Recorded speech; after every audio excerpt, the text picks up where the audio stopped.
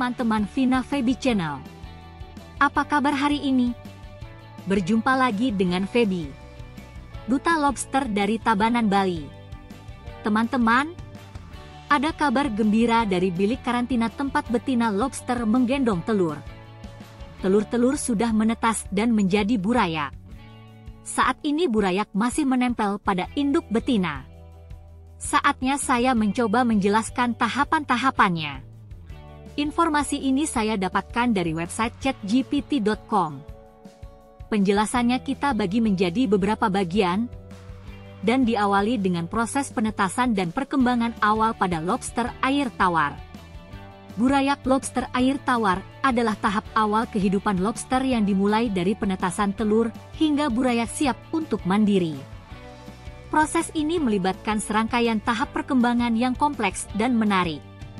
Berikut ini adalah penjelasan detail mengenai detik-detik dari penetasan telur, burayak yang masih menempel pada induknya, hingga burayak akhirnya lepas dari induknya.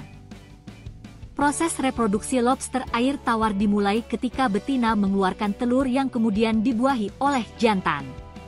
Telur ini menempel di bawah ekor betina dengan menggunakan struktur khusus yang disebut pleopod. Telur yang dibuahi biasanya berwarna oranye atau coklat tua, tergantung pada spesies lobster. Betina akan membawa telur-telur ini selama sekitar 4-6 minggu sebelum menetas, tergantung pada suhu air dan kondisi lingkungan. Kemudian, selama periode ini, betina menjaga telur-telurnya dengan hati-hati, mengipas-ngipas telur dengan ekornya untuk memastikan mereka mendapatkan cukup oksigen. Pada tahap akhir perkembangan, warna telur berubah menjadi lebih gelap dan mata burayak mulai terlihat melalui cangkang telur. Ini adalah tanda bahwa penetasan akan segera terjadi. Saat penetasan terjadi, burayak yang sangat kecil dan transparan akan keluar dari telur dengan bantuan kontraksi otot betina yang menggerakkan ekornya. Pada fase ini burayak masih menempel pada induk betinanya.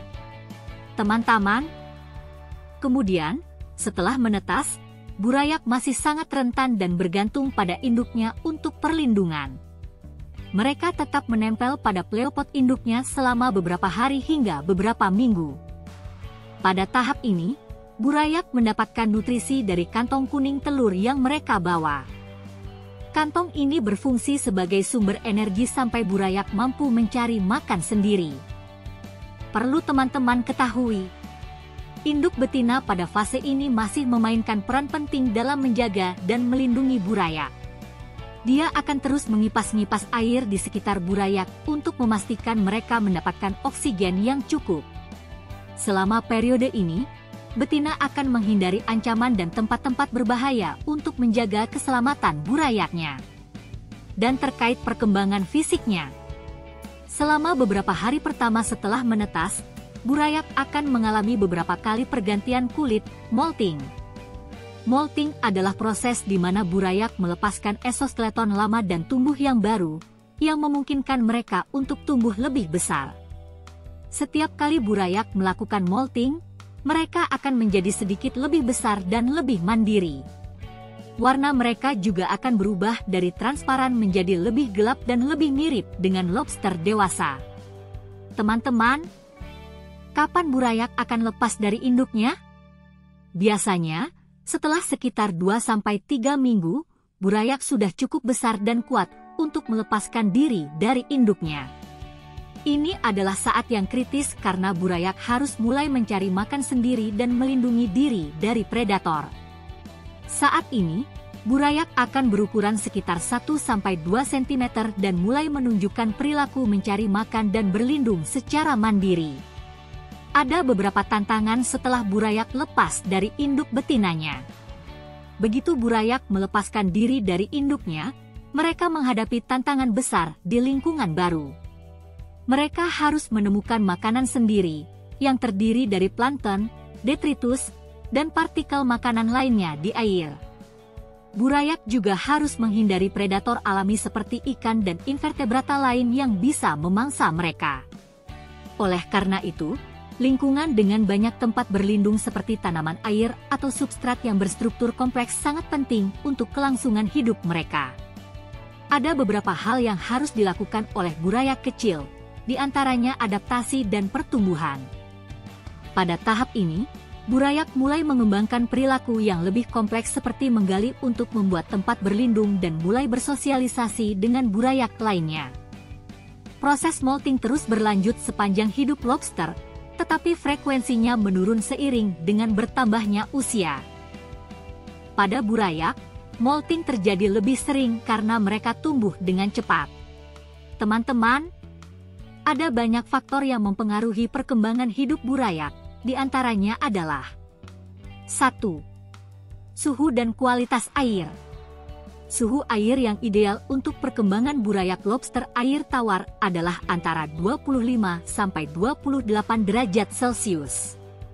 Suhu yang terlalu rendah atau terlalu tinggi bisa menghambat pertumbuhan dan meningkatkan mortalitas. Kualitas air yang baik, termasuk pH yang seimbang, kandungan oksigen yang cukup, dan rendahnya kadar amonia dan nitrit, sangat penting untuk kelangsungan hidup burayak. Kemudian selanjutnya faktor kedua, nutrisi. Nutrisi yang cukup sangat penting untuk perkembangan burayak. Selain kantong kuning telur, mereka memerlukan sumber makanan eksternal setelah beberapa hari. Plankton, alga, dan makanan buatan seperti pelet mikro bisa diberikan sebagai suplemen makanan. Faktor ketiga adalah kepadatan populasi.